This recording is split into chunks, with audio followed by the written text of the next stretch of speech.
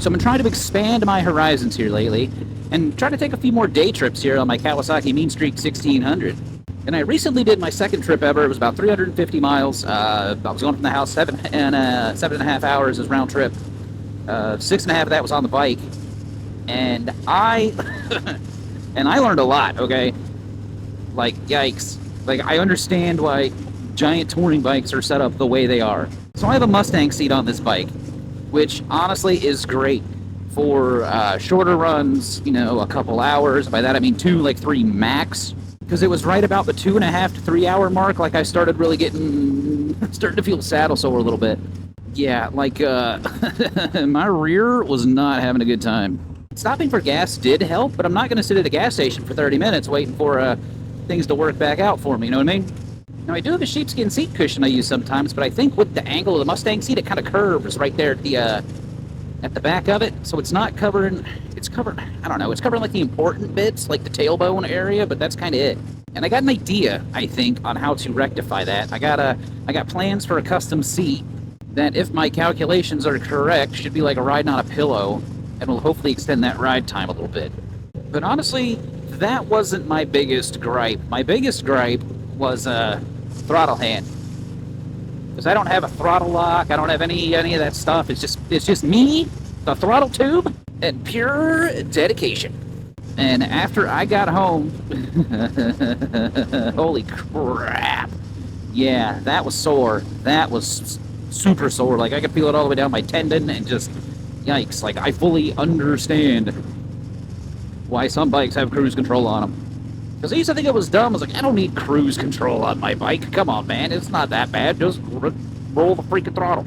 Yeah, for 6.5 hours. That is something I'm going to have to sort out. I actually bought, like, a cruise control device like a year ago and never installed it on any of the bikes for some reason. I do that. I don't know. I got the dopamine hit from buying it, though. So that's something. The 1600 did really good, though. She turns a little high at highway speeds, because I took back roads down there. I took interstates back. Mainly because, mainly for the time, because I just needed to get back at that point. And also part of it is sometimes you get to a point on a trip, like, you just want to get home. Like, you don't care about anything else. I just want to go home. And I was kind of at that point. I made it to my destination. I did what I wanted to do there. And at this point, let's just say I was extremely saddle sore, and I just, no, we need to go home. I'm done. I'm ready to be done. Now, I'm not saying I didn't have a good time, because I definitely had a good time. I mean, it was a good experience, and I'm going to probably do it again. I just need to figure out a way to be more comfortable, because I'm kind of a fidgety person anyway. Like, me sitting still, it's difficult sometimes, especially if my brain doesn't have anything to focus on. And then it starts wandering off, and then I start fiddling with stuff and end up spending money on Amazon, the stuff I don't need. Most likely. I got the dopamine hit, though. It's the dopamine hits. That's what it's all about. That's like kind of what riding a motorcycle is all about, too. It's kind of why we ride these things, right? And something I do kind of wish I did is, because I brought all the extra batteries for my camera, I do kind of wish I recorded, like, the ride home, like, just to get some interstate footage, but I didn't, because I just kind of wanted to focus on that. But probably like an hour from the house, I stopped for gas, and while I'm filling up, there's a newer Goldwing pulls up. And I was just thinking, I am so jealous right now. I am so jealous of this Goldwing. This giant comfy seat. The rider and their passenger just jumped off like they were having a good time.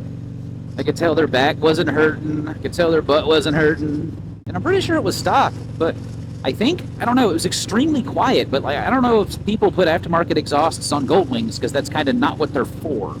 But when I got home that day, I will be completely honest with you guys, I was on Facebook Marketplace looking up Goldwings. But if I did do that, I'd have to give up one of the other bikes, not the Boom Vader, because that thing's so small you can almost put that in your pocket. So it would have to be the Aces Chopper, which would never happen.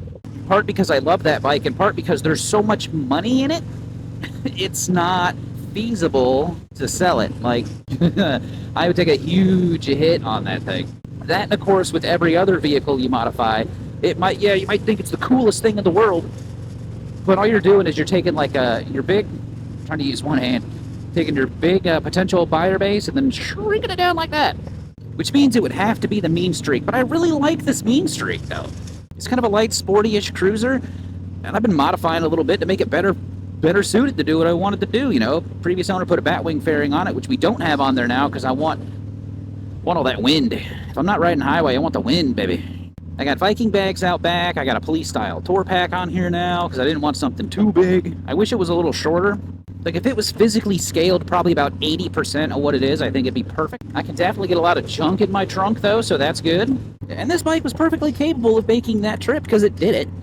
And just from a practicality standpoint, I do this a lot more than I take long trips. So it doesn't make sense to get rid of a perfectly capable motorcycle that is perfectly capable of making the trip to get a dedicated touring bike for the 2 times a year I'm probably going to do this. Because heck, I was even thinking about 80s Gold Wings, but then how old is too old? You know, I heard those bikes run forever, but at the same time, I'd imagine, you know, you're talking a 40-year-old motorcycle, parts are going to start getting hard to find. I mean, parts for this 2008 Kawasaki Mean Streak, you know, isn't exactly the easiest thing to find, but they are still out there. Regardless, I had a lot of fun. I think in the video, I think I said that I had never been to this place before, but I'm kind of sure I have. Not like the physical place, but that area. And I learned a lot about myself and my tolerances, and a lot about this bike and its capabilities. I just need to get me a big old comfy couch cushion seats, because I was feeling it the next day. I was feeling it, okay? It took like a full day to just decompress and get all the feeling in my cheeks back.